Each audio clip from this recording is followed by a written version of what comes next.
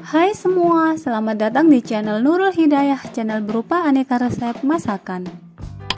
Kali ini saya membuat video tutorial cara menggoreng makaroni bantat pedas, renyah, dan enak. Berikut bahan-bahan yang dibutuhkan. Makaroni mentah, bumbu tabur rasa balado dan keju. Cara menggoreng dan membuat makaroni bantat pedas, renyah, dan enak. Pertama, cuci bersih makaroni. Kemudian tuang minyak. Rendam makaroni selama 5 menit di dalam minyak. Pastikan semua makaroni terendam minyak goreng. Setelah 5 menit, nyalakan kompor.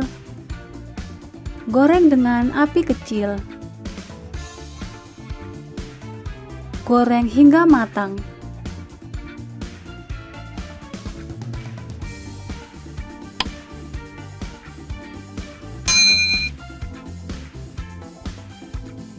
Jika sudah matang atau kecoklatan, angkat.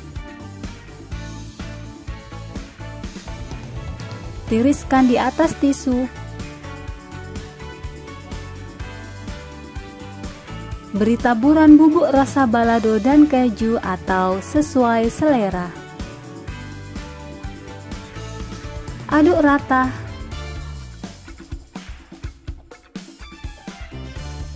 Kemas dengan plastik. Di sini dijual 1000-an untuk perbungkusnya. Terima kasih sudah menonton.